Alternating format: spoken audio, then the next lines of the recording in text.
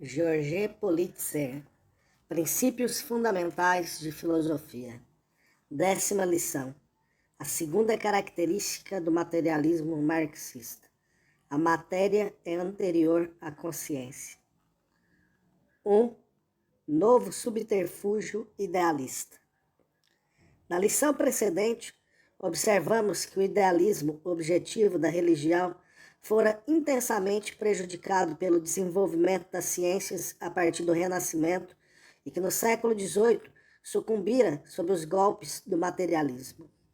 Apareceu então uma nova forma de idealismo destinada a substituir aquela concepção do mundo que perecia, forma essa que reencontramos em nossos dias em numerosos filósofos.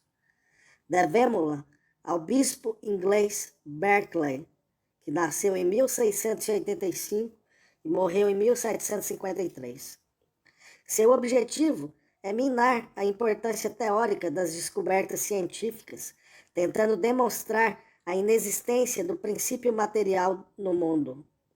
Como, nessa época, não era mais possível suprimir os materialistas, enviando-os à fogueira, como nos bons tempos da Inquisição, o remédio era suprimir a própria matéria, a fim de ridicularizá-los, fazendo-os passar por ingênuos, incapazes de filosofar. Decretar-se-á que a matéria é uma ilusão, e assim liquidar-se-á essa filosofia que pretende fundar-se na realidade. Doravante, filosofar-se-á exclusivamente sobre a consciência, e tudo o que ultrapassar os limites da consciência será considerado como não filosófico.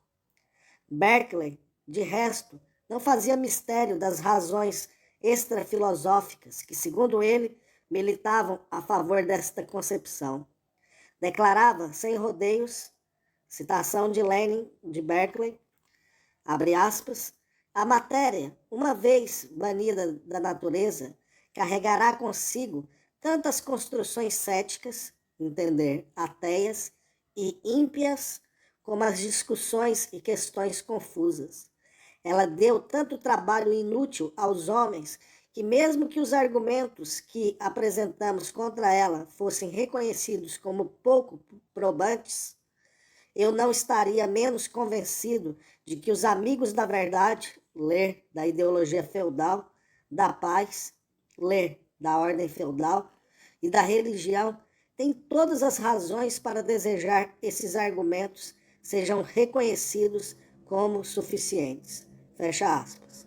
Mais adiante, ele ainda declara, Berkeley, no prefácio, citação, se estes princípios forem aceitos e considerados como verdadeiros, ter-se-á como consequência que o ateísmo e o ceticismo serão, de um só golpe, completamente abatidos, as questões obscuras esclarecidas, as dificuldades quase insolúveis resolvidas e os homens que se compraziam com paradoxos reconduzidos ao senso comum. Fecha aspas, fim da citação. No seu delírio idealista, Berkeley atacava todas as descobertas da ciência, notadamente o cálculo infinitesimal, declarando-as absurdas, ilógicas e paradoxais. Estudar a concepção de Berkeley é importante, porque ela exprime bem o essencial do idealismo moderno. Dela provém a opinião, admitida na universidade burguesa, de que um materialista é um espírito grosseiro, bem como ela também é a origem do desprezo calculado dos filósofos idealistas pelas ciências e pelos científicos. Diderot não se enganava quanto à importância reacionária do sistema de Berkeley e se referia a ele com as seguintes palavras, abre aspas, para a vergonha do espírito humano e da filosofia é o mais difícil de se combater, apesar de ser o mais absurdo de todos. Fecha aspas, citado por Lenin. De que maneira Berkeley procedeu para alcançar o seu fim? Diderot definia da seguinte maneira o gênero de idealismo que ele fundou.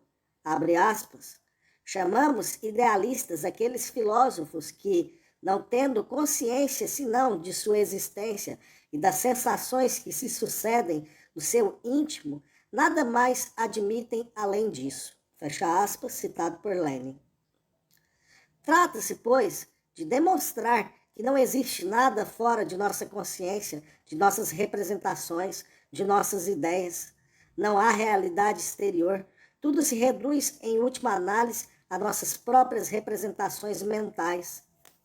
E, se suprimirmos a consciência, ou como se diz, o eu, toda a realidade desaparecerá.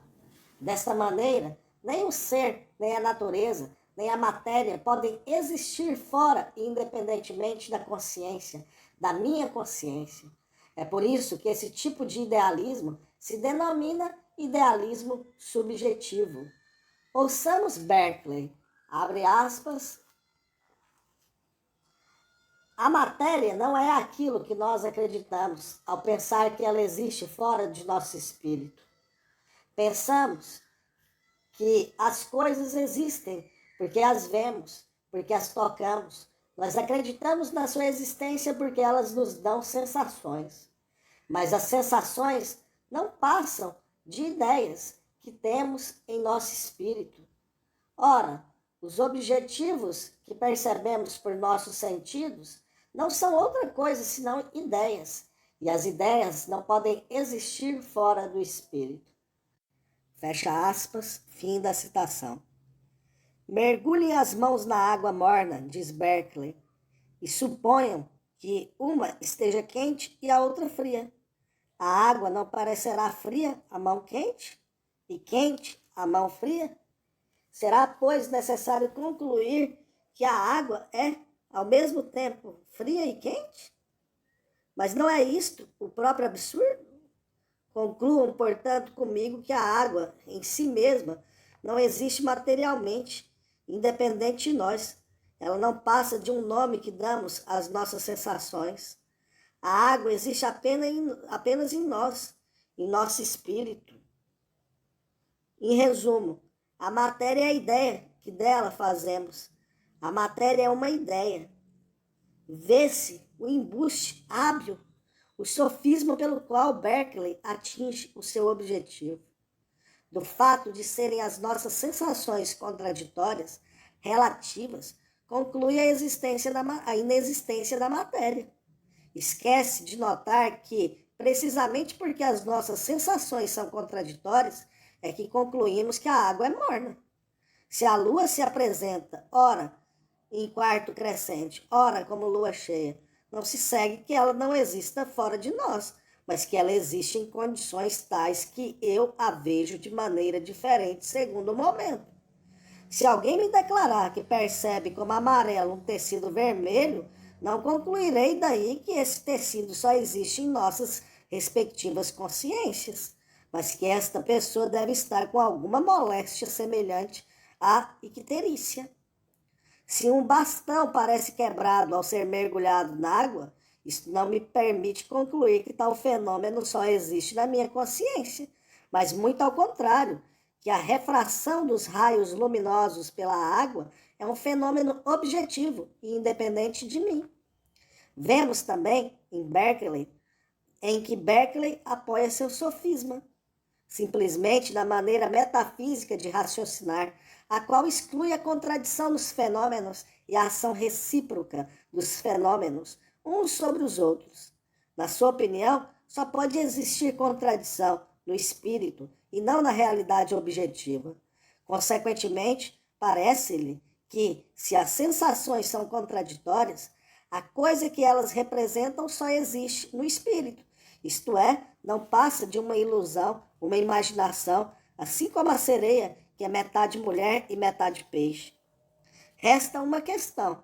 Se a matéria não existe, de onde provém, então, as sensações que surgem em nós a cada momento? A resposta é pronta. É o próprio Deus quem nos envia. O bispo volta a ser bispo após sua incursão pela psicologia das sensações, e o idealismo subjetivo de Berkeley estende a mão ao velho idealismo objetivo, prestes a se afogar. Ao salvar o Deus interior, Berkeley espera salvar também o Deus tradicional, criador, bem como toda a teologia. Desta maneira, ficam explicadas as fórmulas conhecidas de Berkeley. Abre aspas, ser é ser percebido ou perceber. Fecha aspas. Mas, como só conheço a existência dos outros homens através das sensações pelas quais meu espírito os representa, deve seguir-se, logicamente, que também os homens não passam de ideias de meu espírito. Por conseguinte, a única coisa que existe no mundo é a minha consciência.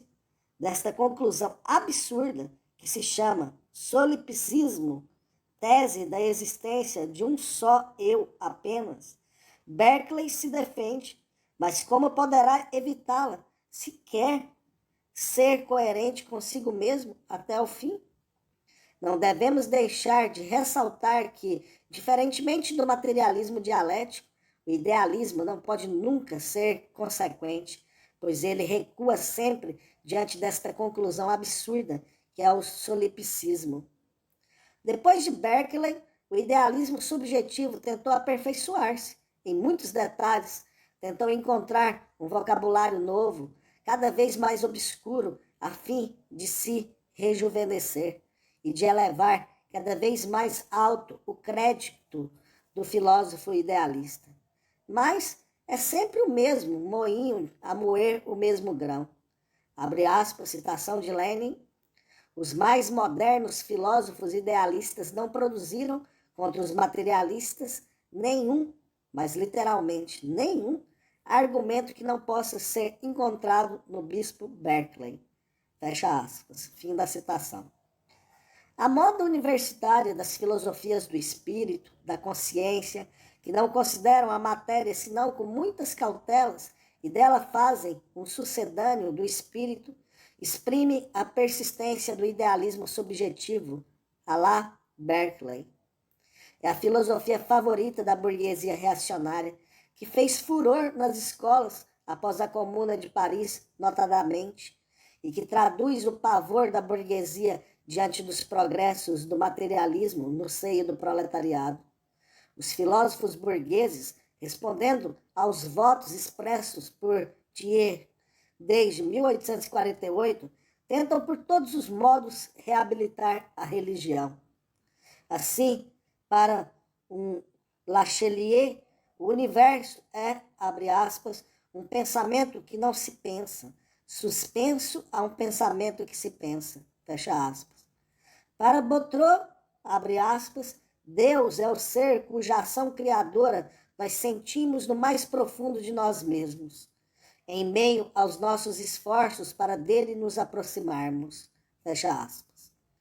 Para o Ramelin, a realidade é o resultado de uma, abre aspas, construção operada pelo espírito. Fecha aspas. Para o Durkheim, as noções científicas não passam de símbolos criados pelo espírito humano. Para Burchevich, abre aspas, o espírito só pode responder ao espírito, fecha aspas. E o progresso das ciências é atribuído aos progressos da consciência no Ocidente. E não falamos aqui de personalidades menores. Ao mesmo tempo, a filosofia cerca-se de um ritual, de um mistério. A palavra filosofia só é empregada como sinônimo do idealismo oficial. Dá-se a entender que o bom uso da palavra não está ao alcance de qualquer um. É preciso saber dizer a missa idealista. Multiplicam-se os livros intitulados Iniciação à Filosofia, para poder responder àqueles que não ficaram convencidos pelos argumentos idealistas de que não são filósofos.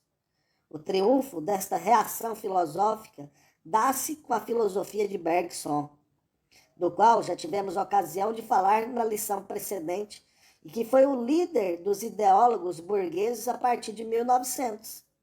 Retomando a tese de Berkeley, sem o confessar, porém, Bergson afirma no início de seu livro Matéria e Memória que o mundo é feito de imagens que só existem na nossa consciência. O próprio cérebro não passa de uma dessas imagens. Consequentemente, ao invés de a consciência não existir sem o cérebro, é, ao contrário, o cérebro que não existiria sem a consciência. Essa é uma realidade independente, e o cérebro é um mecanismo a serviço do pensamento pré-existente. Daí se segue que, eliminando o cérebro, a memória subsiste fora dele, no inconsciente. Como nas velhas religiões, há um espírito puro, sem suporte orgânico. Politzer, no último capítulo do seu panfleto Fim de uma Parada Filosófica, o Bergsonismo, declara: o bergsonismo mostrou o significado histórico bastante material desta filosofia do espírito. Em 1940, Bergson e seu espírito puro colocam-se a serviço dos imperialistas franceses. Imitando as teses mais chauvinistas, ele apresenta o povo alemão como sendo a matéria vazia de espírito. O espírito refugiou-se nas pregas das bandeiras usurpadas do imperialismo francês. O próprio filósofo é assaltado pelo pânico diante das feridas incuráveis do capitalismo agonizante e considera que o responsável por elas é o maquinismo.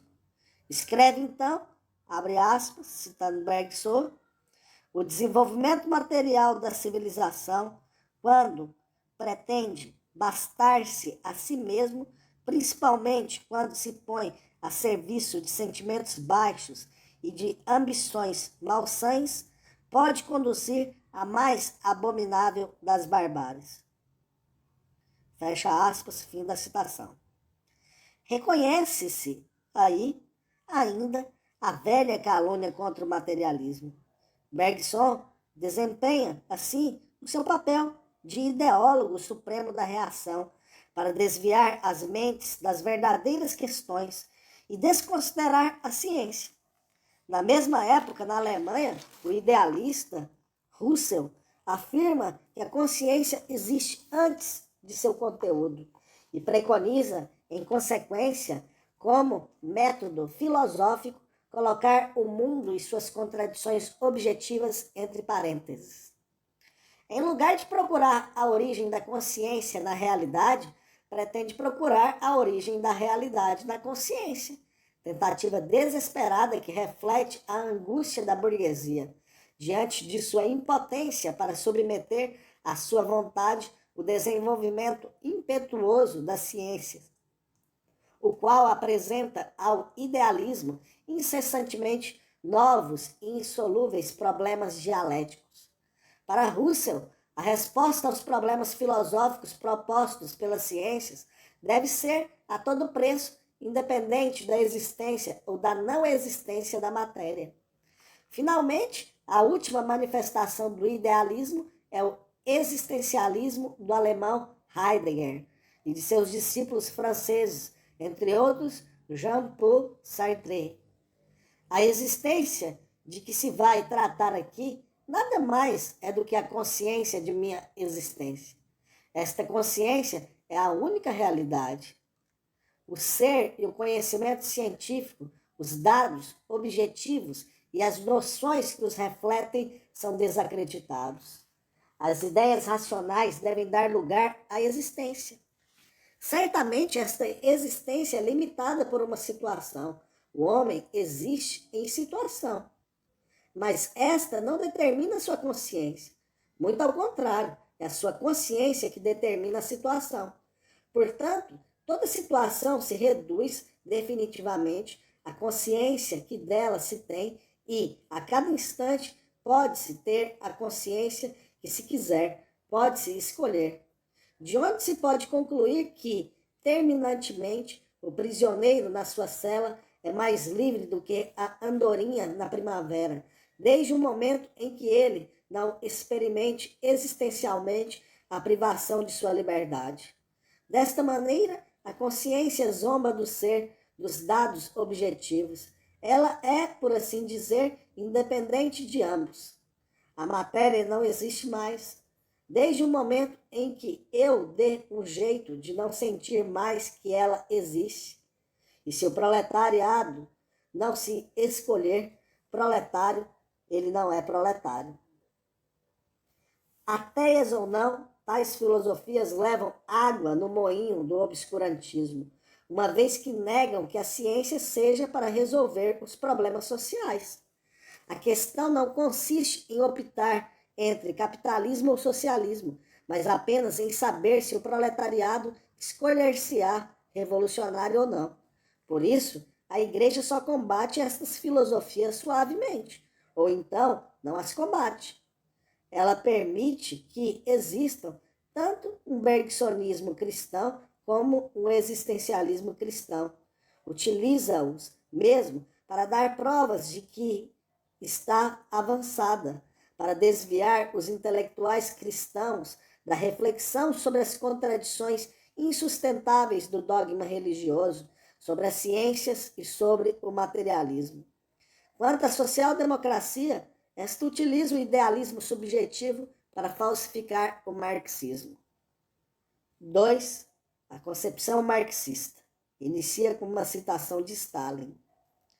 Ao contrário do idealismo, que afirma que somente a consciência existe realmente, que o mundo material, o ser, a natureza, só existem na consciência, nas sensações, representações, conceitos, o materialismo filosófico marxista parte do princípio de que a matéria, a natureza, em suma, o ser, é uma realidade objetiva que existe fora, independentemente da consciência, que a matéria é um dado primário, pois ela é a fonte das sensações, das representações, da consciência, enquanto que a consciência é um dado secundário, derivado, pois ela é o reflexo da matéria, o reflexo do ser, que o pensamento é um produto da matéria, quando esta atingiu o seu desenvolvimento, um alto grau de perfeição.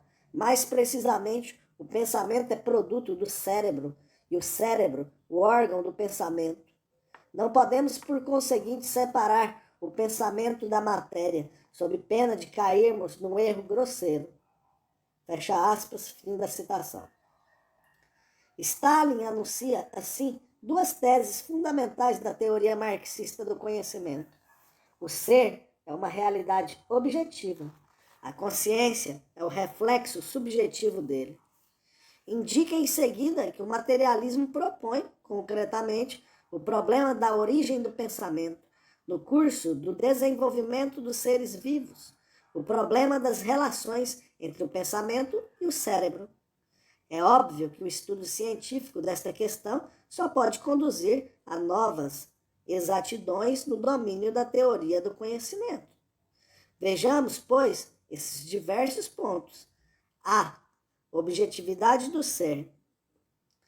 Havíamos observado na lição precedente que não se deve confundir as concepções que a ciência tem da matéria, as quais evoluem, se aprofundam, se enriquecem, tornando-se cada vez mais dialéticas, pois as propriedades da matéria são inesgotáveis, e a noção ou conceito filosófico de matéria, que está na base mesma de todo o trabalho científico, de todo o conhecimento, e que não pode envelhecer.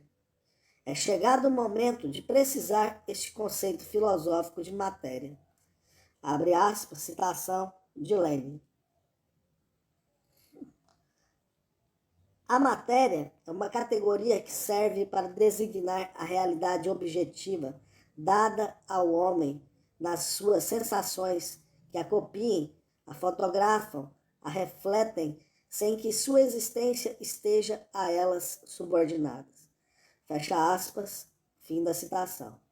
Nova citação de Lenin, que ele precisa mais, abre aspas, a realidade objetiva existe independentemente da consciência humana que a reflete.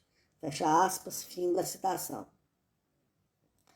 Longe, pois, de reduzir a realidade àquilo que dela percebemos, como fazia Berkeley, trata-se de explicar o que nós percebemos da realidade, pela própria realidade. O idealismo se nos apresenta, pois, como a atitude de um homem que se acreditaria sozinho, para quem nada existiria independentemente dele, que tudo explicaria por seus estados de alma ingenuamente. O mundo seria o seu mundo. Ingenuidade duplicada por uma suficiência inacreditável, como se ele não tivesse necessidade de sair de si para saber. É a atitude da pessoa que tem resposta para tudo, como se sua opinião fosse a lei dos profetas, daquele que toma a sua consciência como a medida de toda a realidade e que fixa para o gênero humano, de uma vez por todas, um limite que é, de fato, o limite da sua própria consciência. Há vários séculos que o desenvolvimento das ciências põe justamente em evidência aspectos da realidade outrora insuspeitados. Afirmar que o mundo não tem necessidade da nossa consciência e da autorização dos idealistas para existir é, necessariamente, o ponto de vista das ciências, as quais professam nisto um materialismo espontâneo e admitem uma realidade objetiva exterior à consciência. Se a ciência descobre incessantemente novas propriedades da matéria, isto se dá, evidentemente, porque esta última não existe em nós, mas fora de nós. Ninguém duvida de que os micróbios existissem antes mesmo de serem descobertos, uma vez que já existiam, então, as doenças consideradas incuráveis, as quais, com a descoberta dos micróbios que as causavam, tornaram-se incuráveis. Ninguém duvida de que existiu um tempo em que o conjunto das condições requeridas para que um ser vivo pudesse existir não se encontravam reunidas na Terra. A esta tese, os idealistas opõem a seguinte objeção: mas qual é o significado de existir independentemente de toda a consciência, uma vez que é a nossa consciência que representa a existência do mundo? Sem um homem, antes do homem, o que significa a existência da América antes que a visão dela chegasse aos olhos de Cristóvão Colombo, uma vez que é a vossa consciência que imagina esta existência anterior? Não existe ilha deserta sem vós, uma vez que sois vós que a representais, etc. Há muito tempo, Lenin respondeu que toda teoria do conhecimento consiste precisamente em saber distinguir a existência real do homem presente no mundo, em certas condições de tempo e de lugar, e a presença imaginária do pensamento, da consciência mentalmente acrescida à representação do mundo existente realmente antes do homem ou da ausência do homem. Sem saber distinguir isso, significa, em termos próprios, não ser filosófico.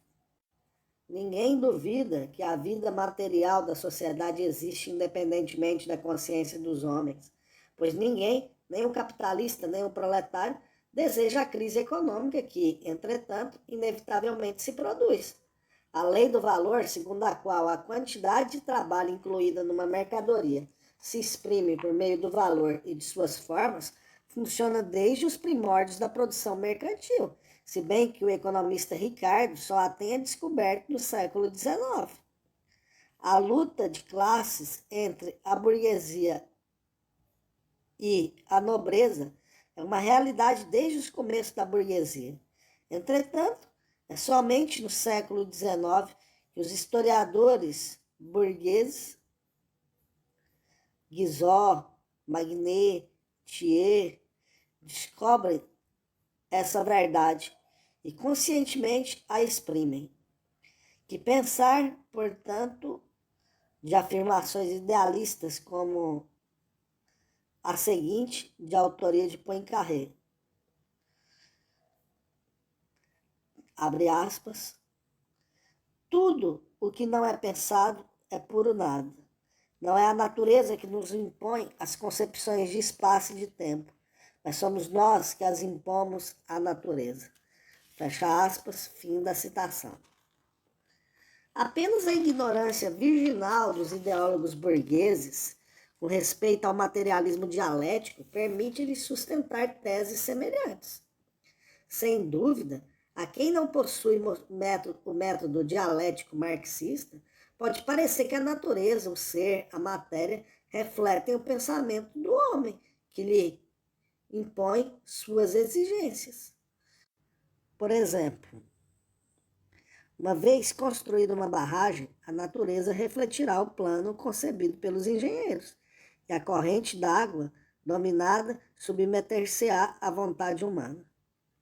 Será o que isto significa, todavia, que as leis da natureza foram violadas, transformadas, abolidas, que elas não existem independentemente da consciência humana e que, sem ela, tais leis dissipar-se-iam? Citação de Stalin. Ao contrário, todas as medidas são tomadas tendo por base exata as leis da natureza, leis da ciência. Qualquer violação das leis da natureza, o menor atentado a essas leis, conduziria à desorganização, ao fracasso de tais medidas. Fim da citação. Nova citação de Stalin, abre aspas. Consequentemente, quando se fala em subjugar as forças da natureza ou as forças econômicas, em dominá-las, etc., não se quer de maneira alguma dizer com isso que se pode abolir as leis da ciência ou formá-las. Ao contrário, quer-se somente significar com isso que se pode descobrir leis, conhecê-las, assimilá-las, aprender a aplicá-las com pleno conhecimento de causa, explorá-las no interesse da sociedade e deste modo conquistá-las, submetê-las ao seu domínio. Fecha aspas, fim da citação. Eis aí o que nos permite medir todo o alcance da tese marxista fundamental exposta por Stalin na sua última obra a respeito das leis científicas. Abre aspas. O marxismo concebe as leis da ciência, quer se trate de leis da natureza, quer de leis da economia política, como o reflexo dos processos objetivos que se operam independentemente da vontade humana. Fecha aspas. B. A consciência, reflexo do ser.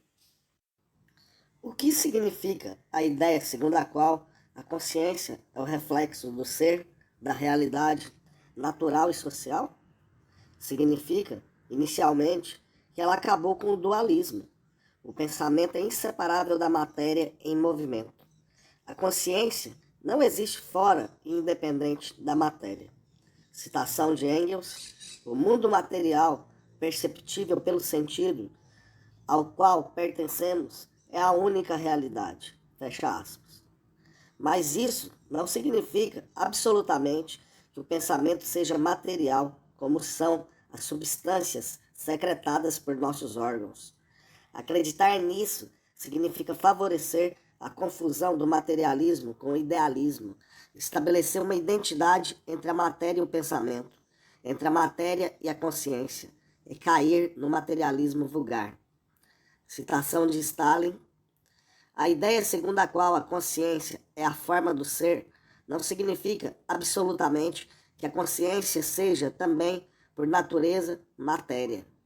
De acordo com o materialismo de Marx, a consciência e o ser, a ideia e a matéria, são duas formas diferentes de um único e mesmo fenômeno, que tem o nome geral de natureza ou de sociedade. Portanto, uma não é a negação da outra.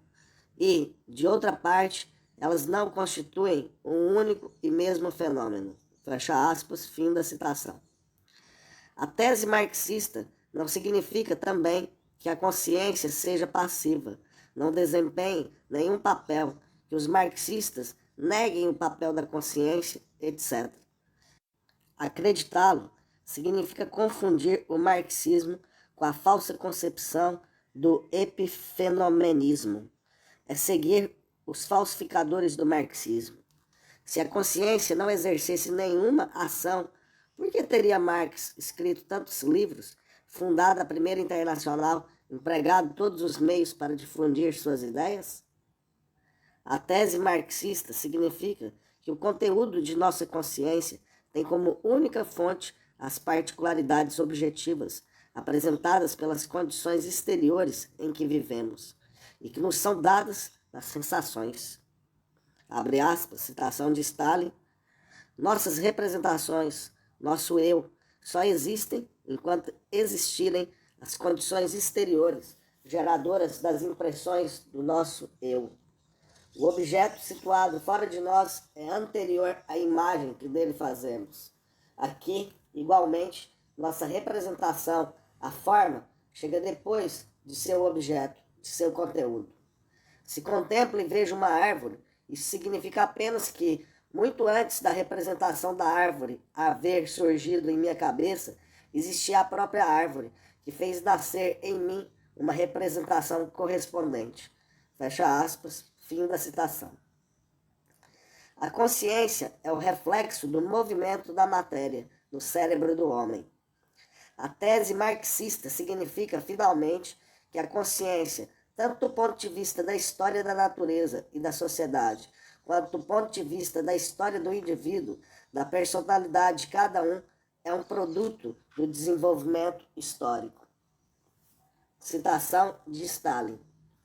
No desenvolvimento da natureza e da sociedade, a consciência, isto é, aquilo que se realiza no nosso cérebro, é precedida de uma modificação material correspondente, ou seja, por aquilo que se realiza fora de nós, modificação material que cedo ou tarde será inevitavelmente seguida de uma modificação ideal correspondente. Fecha aspas. Nova citação de Stalin. O desenvolvimento do lado ideal da consciência é precedido pelo desenvolvimento do lado material das condições exteriores. De início, mudam-se as condições exteriores, o lado material, e em seguida muda-se, consequentemente, a consciência, o lado ideal. Fecha aspas, fim da citação. Este fato, que qualquer um pode verificar, constitui a prova experimental do materialismo, da dependência da consciência em relação ao ser. Mostra, ao mesmo tempo, que a consciência não pode ser, de improviso, um reflexo exato da realidade, como reflexo no espelho, mas constitui um reflexo vivo, móvel, mutável e incessante progresso. É certo que, quando pensamos, isso não nos aparece logo de maneira nítida. Parece-nos que o pensamento se mantém orgulhosamente por si mesmo. Podemos imaginar, como admitia Descartes, que basta pensar para existir e que esse pensamento não tem necessidade do corpo para se exercer. E os filósofos idealistas são tão felizes pelo fato de pensar que estão prontos a crer que tudo o que existe, existe em virtude do seu pensamento soberano e livre. Ignorando as raízes naturais e sociais do pensamento, creem que tudo dele parte e diante dele cai em adoração. Abre aspas, citação de Paul Valéry. Todo o universo cambaleia e treme sobre o meu tronco. Fecha aspas. Tentação perigosa e ridícula. Crer que as ideias existem por si mesmas, que se desenvolvem por si mesmas, que a consciência é uma espécie de Deus interior todo-poderoso. Ilusão já ridicularizada pelo grande materialista Diderot, o qual compara o processo de formação do idealismo às ilusões de um piano que, dotado de sensibilidade, se acreditasse sozinho no mundo e pensasse que toda a harmonia do universo nele se processa. 3. O pensamento e o cérebro. O materialista sempre combateu essa ilusão. Já Diderot formulava a hipótese de que a matéria pudesse pensar. Marx escreveu, citação de Marx, citado por Engels no Socialismo Utópico ao Socialismo Científico, não se pode separar o pensamento da matéria pensante. Esta matéria é o substrato de todas as mudanças que se operam. Fecha aspas. E Engels, por sua parte, declara, citação de Engels, nossa consciência e nosso pensamento, por mais transcendente que nos pareça, não passam do produto de um órgão material, corporal, o cérebro. Fecha aspas. E Lenin, citação de Lenin, o quadro do mundo é um quadro que mostra como a matéria se move e como a matéria pensa. Fecha aspas. E observava ainda que dizer que o pensamento não é um movimento, mas é o pensamento, é quase tão científico quanto avançar o calor não é um movimento, é o calor. As ciências naturais mostram que a insuficiência de desenvolvimento do cérebro do indivíduo constitui o maior entrave para o desenvolvimento da consciência, do pensamento. Tal é o caso dos idiotas. O pensamento é um produto histórico do desenvolvimento da natureza a um alto grau de perfeição, que se manifesta nas espécies vivas pelos órgãos dos sentidos, o sistema nervoso e, notadamente, seu segmento superior, central, que comanda todo o organismo, o cérebro. O cérebro reflete, ao mesmo tempo, as condições que reinam no organismo e as condições exteriores. Qual é o ponto de partida da consciência, do pensamento? É a sensação. E a fonte das sensações reside na matéria, que é trabalhada pelo homem sob o estímulo de suas necessidades naturais. É o trabalho, a prática, a produção que suscita os primeiros movimentos do pensamento nas origens da espécie humana. O trabalho não é fruto da maldição. Abre aspas, ganharás o pão com o suor do teu rosto. Fecha aspas. O trabalho é a união substancial do homem com a natureza. Luta do homem contra a natureza para poder viver, fonte de todo pensamento. Abre aspas, citação de Marx e Engels. O principal defeito do materialismo passado é que o objeto, a realidade, o mundo sensível, não são para ele considerados a não ser como atividade humana concreta, a não ser como prática. Fecha aspas. Engels mostrou, no célebre texto, de que maneira o trabalho, ao multiplicar as sensações do homem recém-saído da animalidade, desenvolvera sua mão e, consequentemente, seu cérebro, o que lhe permitiu novos progressos práticos. Assim, a mão, o órgão do trabalho, é também um produto do trabalho. As ciências ensinam, por outro lado, que se o indivíduo se exila de toda a vida social, seu pensamento se altera profundamente, se atrofia, sua memória se desagrega, sua vontade se enfraquece e se torna nula. Se ele nunca conheceu a vida social, seu caráter humano desaparece. Conhecem-se casos de crianças que, abandonadas em florestas e recolhidas por lobos, adquirem os costumes dos lobos. E Engels observa que todo o trabalho humano é e tem sido, desde a sua origem, um trabalho em sociedade, sem que o homem não teria podido sequer sobreviver aos perigos naturais. Esta observação é da mais alta importância para compreendermos as origens do pensamento, da reflexão. O trabalho põe constantemente em evidência novos aspectos do real e apresenta problemas inéditos. Faz aparecer novas ligações objetivas que as sensações não conseguem refletir. Ora, o trabalho requer esforço em comum, ação em comum, para que todas as energias de um grupo de homens se apliquem ao mesmo ponto e no mesmo instante. Por exemplo, remover um rochedo. Para fazer com que os homens ajam em comum, é necessário um sinal, uma ordem. Mas logo que a ação se torna mais complicada, nem o grito, nem o gesto bastam. É preciso poder explicar o trabalho e efetuar, o que significa dizer que é preciso, além das sensações, novos sinais qualitativamente novos, que exprimam as ligações entre as sensações, as palavras. O trabalho requer, assim, a comunicação entre os homens das impressões complexas que nele suscita. Foi, pois, o trabalho que suscitou a necessidade de comunicação. Assim nasceu a linguagem, que é comunicação antes de ser expressão. Nota: os animais que não trabalham, que não transformam o real, nem por conseguinte suas sensações, não têm necessidade alguma de linguagem. Os sinais sensoriais bastam-lhe para o próprio comportamento.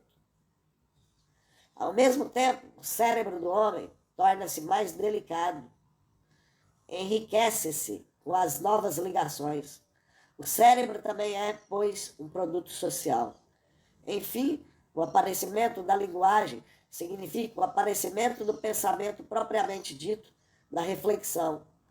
Um passo decisivo foi dado. Sem o trabalho, a atividade social, não haveria nem linguagem nem pensamento.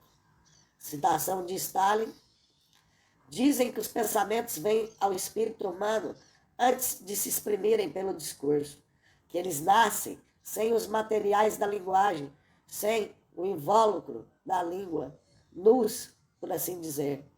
Mas isso é absolutamente falso. Quaisquer que sejam os pensamentos que venham ao espírito humano, só podem nascer e existir baseado nos materiais da língua, baseado nos termos e nas frases da língua. Não há pensamentos nus, liberados dos materiais da linguagem, liberados da matéria natural que é a linguagem. A língua é a realidade imediata do pensamento, como dizia Marx. A realidade do pensamento manifesta-se na língua. Somente idealistas podem falar num pensamento destacado da matéria natural. A linguagem. Falar de um pensamento sem linguagem. Fecha aspas. Fim da citação. Essas teses do materialismo dialético receberam, como Lenin o previra e pedira, uma confirmação brilhante das ciências naturais graças aos trabalhos fisiológicos do grande sábio Pavlov. Pavlov descobriu que os processos fundamentais da atividade cerebral são os reflexos condicionados, desencadeados pelas sensações, tanto externas quanto externas, os quais se produzem em condições determinadas. Mostrou que essas sensações servem como sinais para toda a atividade do organismo vivo.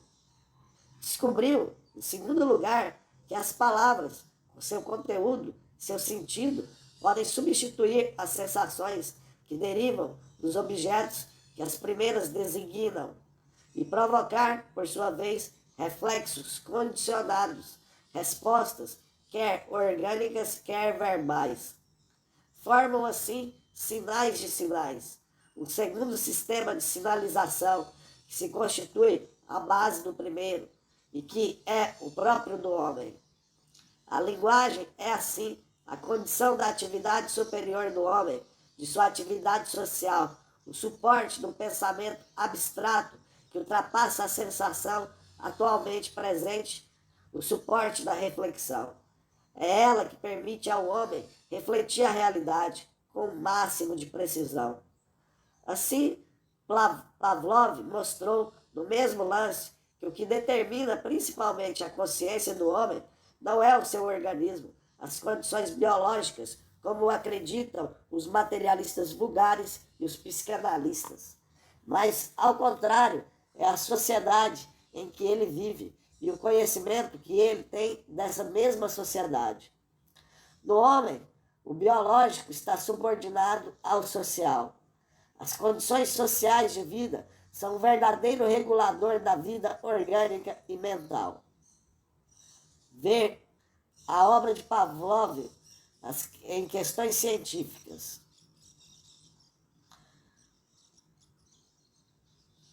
O pensamento é, por natureza, um fenômeno social.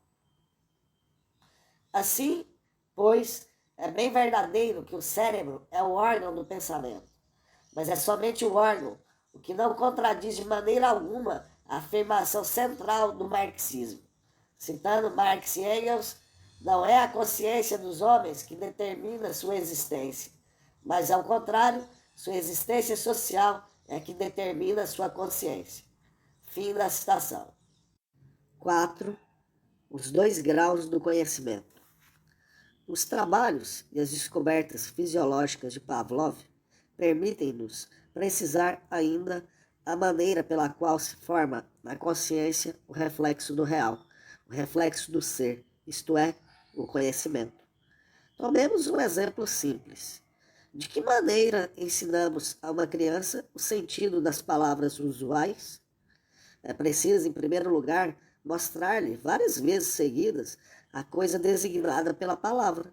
Em segundo lugar, e ao mesmo tempo, é preciso dizer-lhe o nome e fazê-la pronunciar tantas vezes quantas forem necessárias, até que ela associe corretamente e espontaneamente a palavra à coisa, e que saiba empregar a palavra na ausência da coisa, isto é, abstratamente. Assim, o sentido da palavra, uma vez assimilado, representa a ideia da coisa, e esta ideia, ou conceito, é formada à base de sensações repetidas e à base da linguagem que a sinaliza. Há, pois, 2 grupos de conhecimento: a sensação imediata e a ideia abstrata, ou conceito.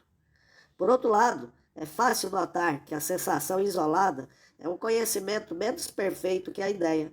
Com efeito, enquanto a criança só tiver visto cisnes brancos, há de acreditar que o cisne é uma ave branca, o que é parcialmente falso. Ao contrário, o zoólogo, que conhece o cisne por sua definição científica, dele terá uma ideia mais precisa, mais exata, mais adequada. Vemos, pois, que a ideia abstrata que reflete mais exatamente a realidade, mas também é bem certo que esta ideia científica do cisne só se formou graças ao inventário sistemático das espécies e das variedades que existem na natureza à base das sensações. Quando se trata de coisas por si mesmas abstratas, por exemplo, as noções de parentesco, a criança só as pode adquirir por meio da prática social, suficientemente repetida. Tomemos um exemplo mais complexo. O pequeno comerciante tem cargas de impostos demasiado pesadas. O operário da indústria têxtil é ameaçado de desemprego. O pequeno funcionário ganha 15 mil cruzeiros por mês. Suponhamos que o primeiro leia L'Aurore, o segundo, o Frank Tirot, e o terceiro, Le Figaro. Cada um encontra no seu jornal um eco para a respectiva miséria. O redator burguês geme sobre a triste sorte da gente simples. Esses jornais refletem, pois, de um lado, a situação sob os seus aspectos sensíveis. Mas daí não passam. Tomam bastante cuidado para não a explicar. Incriminam, não importam o que, o desperdício da administração, o número das pequenas empresas ou ainda os camponeses. Ao contrário, o leitor de La Humanité, o leitor de uma reportagem de Maurice Torré, encontrará ali a explicação que mostra todos os aspectos da situação, a análise da crise do capitalismo e de suas contradições, a noção abstrata, mas que reflete profundamente a realidade da lei fundamental do capitalismo atual e a da busca do lucro máximo. Assim, em todos os domínios, o conhecimento vai do sensível ao racional. Para Berkeley, o fato de vermos o sol achatado e vermelho é a prova de que ele só existe na nossa consciência. Para o marxismo, é simplesmente a prova de que o conhecimento sensível é insuficiente, porque, se nos permite entrar em contato com a realidade, não nos faz compreender o que é a realidade. A dialética nos ensinou que, para compreender um fenômeno, é preciso ligá-lo a outros, conhecer sua origem, apreender suas contradições internas.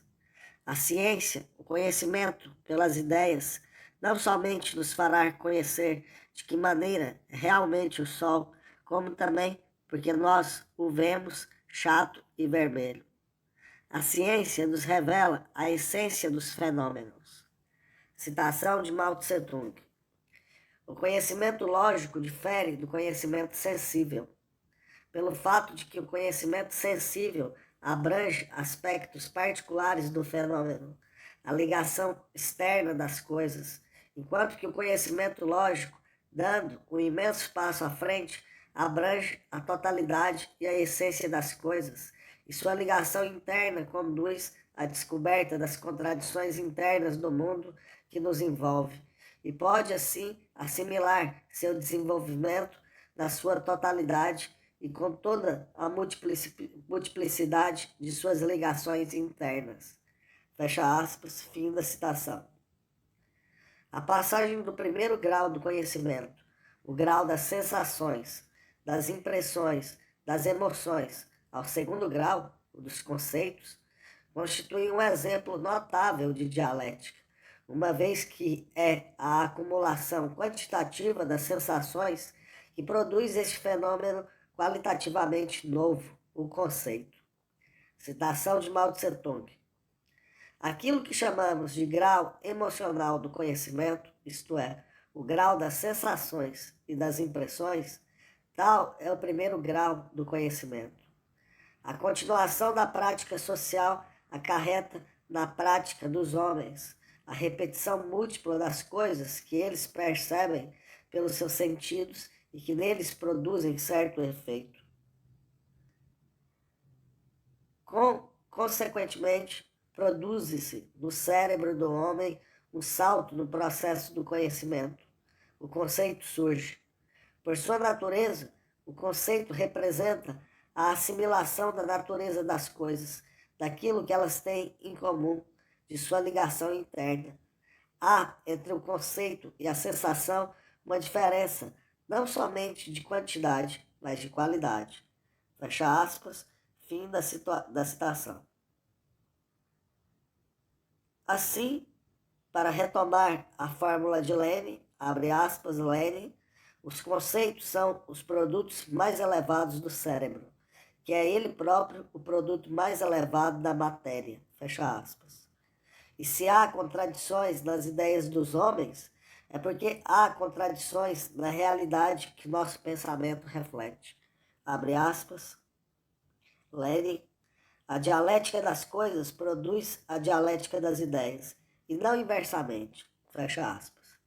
Marx já havia dito no livro 1, no tomo 1 do Capital, abre aspas, o movimento do pensamento é apenas a reflexão do movimento real, transportado e transposto para o cérebro do homem. 5. Conclusão. Avaliamos a imensa importância prática da tese marxista sobre a anterioridade da matéria com relação à consciência. Em primeiro lugar, se são as condições que mudam de início e depois, como consequência, a consciência do homem, é preciso procurar a razão profunda de tal ou tal doutrina, teoria ou ideal, não no cérebro dos homens, nem na sua imaginação ou gênio inventivo, mas no desenvolvimento das condições materiais. Somente o ideal que repousar no estudo destas condições é bom e aceitável. Em segundo lugar, se a consciência dos homens, seus sentimentos, seus hábitos e seus costumes são determinados pelas condições exteriores, é evidente que somente uma mudança dessas condições pode mudar a consciência dos homens.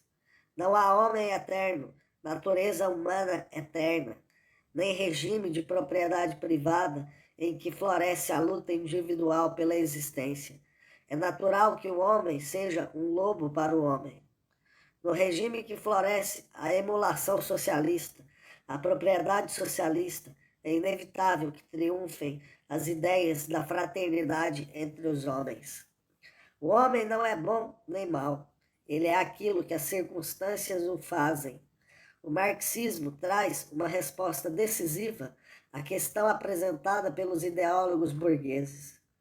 Será preciso dizer que são as más instituições que tornam mal o homem? Ou que a maldade do homem perverte as instituições? Não se trata das instituições, mas sim no capitalismo, que perverteu o homem. A ideia de revolução pela renovação moral é uma mentira. Na realidade, um novo homem, uma nova consciência socialista, em condições de vida nova socialistas. O que é preciso para chegar a isso? Apressar a realização dessas novas condições pela ação transformadora da realidade social, do desumano sistema capitalista. Como dizia Marx, abre aspas, se o homem é formado pelas circunstâncias, é preciso formar humanamente as circunstâncias. Fecha aspas. Aparece assim, em toda a sua clareza, a ligação entre o materialismo e o socialismo, já entrevista por certos filósofos franceses no século das luzes. Os dirigentes social-democratas de direita, que não desejam o socialismo, são, pois, levados a fazer tudo o que podem para falsificar o marxismo, rejeitando o materialismo, abrigando-se sob o idealismo mais retrógrado, como veremos em outras lições. O materialismo, ao contrário, abre ao proletariado e à humanidade o caminho para sua emancipação material e cultural, o caminho revolucionário. Georges Politzer, Princípios Fundamentais de Filosofia.